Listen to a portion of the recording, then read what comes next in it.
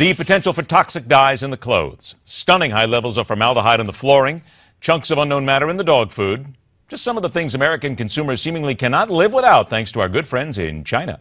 The world's second leading economy is now beginning to understand what it's like when things slow down just a bit, maybe driven by concerns over what exactly we are wearing and eating. Who knows? Dive with me into the world of bulls, bears, and bucks. He'll tell me that I'm wrong. I know that, but he's the expert. Welcome back from the Society to Advance Financial Education, Steve Beeman. There you go, Steve. You're never going to get a better lead in than that one. Well, good afternoon, and thanks very much, and we'll try to do our best. There you go. Well, here's China now. They're signaling a new normal, higher spending, lower growth target. They're saying that this is the way it's simply going to be. Okay, why is there some sort of a lull then in China?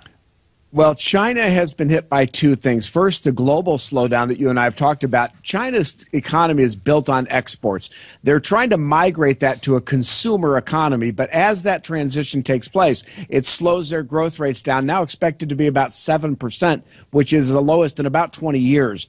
So they have that. Number two, they've been in such a huge mode of development. They've built cities that are vacant. They just build the buildings. Nobody lives there. So they've built their own bubble of a sort, and that's now coming to an end as well. So China is going to have to restructure its economy to be a little more internal consumption oriented. All right, now let's just ask a question based on a couple of things in the news here recently with China. There's the lumber liquidators case where they're finding out that much of the lumber that was created in China has stunningly high levels of formaldehyde. There have been food issues that have come out of China before. There's the dog food issue, which is close to my heart as an animal lover right now. People are hearing more and more about the fact that maybe they're not getting the best products from China, even though they're saving a couple of bucks. Honestly now, from your economic standpoint, do you think that will make any difference in the overall amount of money that people spend to bring in Chinese goods, or is that just a small speck that doesn't make a difference?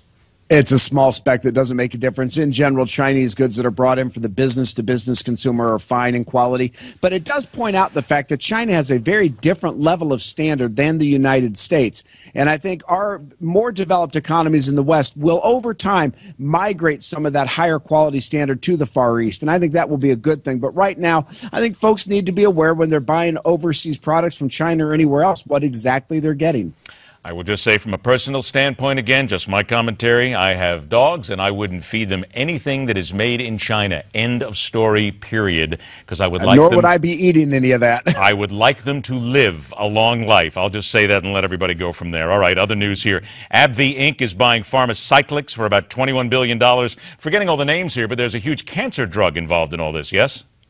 Yeah, this is a big one. They were actually going to buy Johnson & Johnson, and that didn't happen, which was a bit of a surprise. But you've got an enormous push into these cancer drugs and rheumatoid arthritis drugs, which this all brings together. This is a huge deal, and I think for Chicago's company, which this is, it's going to be a good thing for Chicago employment, which they need right now, given the tragedy of what's gone on in Chicago's economy. All right, now Citigroup may have helped themselves get the Costco business. Now, this is interesting. This talks a little bit about it, and a little deep in the financial side. But Citigroup, they lost too much money during the financial crisis. They had billions of dollars in tax credits, and that helped them get the Costco business. How's that work?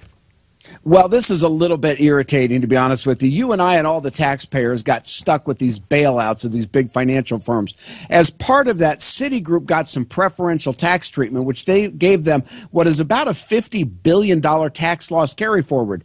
They now used that $50 billion carry forward to underprice American Express and other credit card vendors to get Costco's business. So if I'm those other vendors, I'm going to be furious about this. And I do think it speaks again to this idea of government and business together and the kinds of problems they create. Doesn't work at all. Minute left here. You mentioned Costco. Better than expected 29% rise in earnings, tax benefits. Okay, here we go again. Tax benefits and lower fuel prices. Costco's becoming a monster power here.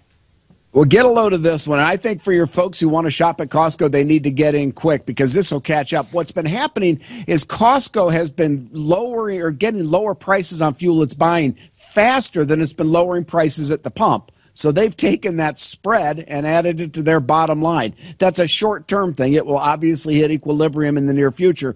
But that's another thing added to this $50 billion tax break that Costco's used to generate some nice profits for its shareholders. Also, it's always nice if you wanted to go in and buy a 500 number roll of toilet paper. That doesn't hurt either. Yeah, indeed. Yeah, which with a big family, sometimes you have to do that. Yeah, okay. All I say to people then when they say they're going to go out and buy that, I said, where are you going to store it? Yeah, okay.